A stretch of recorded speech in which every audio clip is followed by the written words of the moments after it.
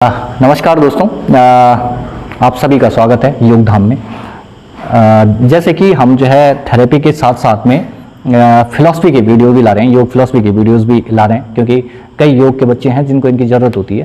तो फिलॉसफी वाले में जो हम चित्तवृत्ति निरोध के उपायों पे बात कर रहे थे। इस चित्तवृत्ति के निरोध के उपाय में जो है एक उपाय बताया गया ईश्वर प्राणिधान। ईश्वर प्राणिधान का वर्णन पतंजलि योग सूत्र में दो जगह हुआ है। एक तो जो अष्टांग योग का हिस्सा जो नियम है, नियम का 5वां हिस्सा भी जो है ईश्वर प्राणिधान है। तो एक तो वहाँ पर शौच, संतोष, तप, स्वाध्याय, ईश्वर प्राणिधान, एक तो वहाँ पर इसकी बात हुई है। दूसरा क्रिया योग में इसकी बात हुई है।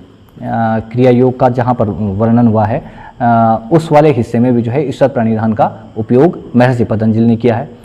तो ईश्वर प्रणिधान का मतलब आप अगर सीधा से समझ आए तो ईश्वर पे समर्पित हो जाना ईश्वर प्रणिधान है।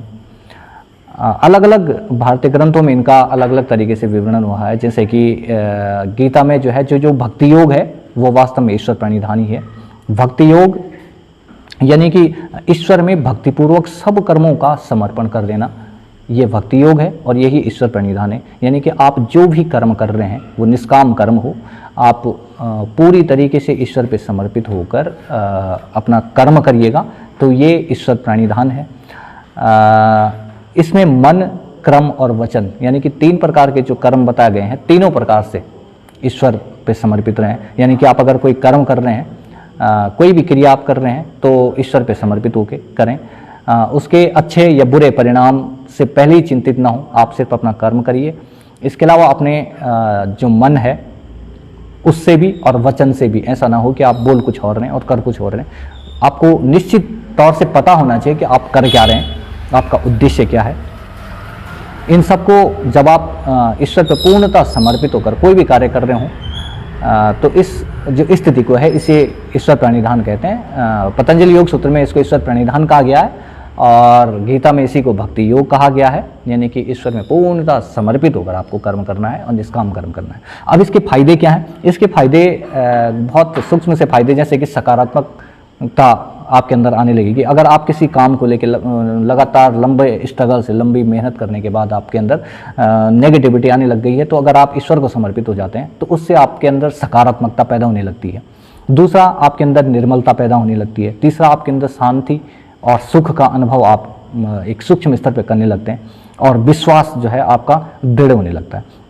तो ये तीनों चारों जो मैंने बताई, ये सारी मानसिक स्थितियां हैं। यानी कि अब आप इसका अगर फिजियोलॉजी में देखना चाहें कि किस तरीके से काम करेगा, अगर आप बिलीव करते हैं, आप अगर विश्वास करते हैं ईश्वर पे, तो उसके कारण आपका जो मस्तिष्क है, क्योंकि आप जो भी थॉट प्रोसेस लाते हो या आप मस्तिष्क लाते हो, तो अगर आप ईश्वर पे पूर्णतः समर्पित हो जाते हो तो आपके मस्तिष्क की जो छोटी छोटी सेल्स हैं जिनको हम न्यूरॉन्स कहते हैं, तो वो पॉजिटिवली एक्टिव होने लगती हैं, जिसके कारण जो है हमारी ब्रेन में जैसे पिट्यूटरी ग्रंथि है या हाइपोथैलेमस है या पीनियल ग्रंथि है, ये ग्रंथियाँ क्या होने लगती है? एक्टिवेट होने लगती हैं। ये ग्रंथियाँ एक्टिवेट होती हैं जिनके कारण इनसे निकलने वाले जो रसायन जिनको हम कहते हैं हार्मोन्स, तो ये हार्मोन्स क्या होते हैं, अगर ये कम या ज़्यादा मात्रा में कई बार निकल रहे थे तो ये सामान्य मात्रा में निकलने लगते हैं जो आपके लिए ज़रूरी हो।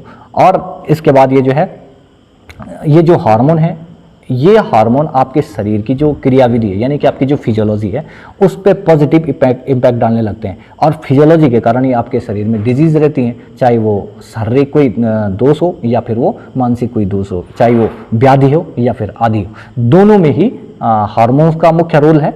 और जब आपकी फिजियोलॉजी में परिवर्तन आने लगते हैं तो ये आपके शारीरिक और मानसिक स्तर पर सकारात्मकता यानी कि बेनिफिशियल होने लगते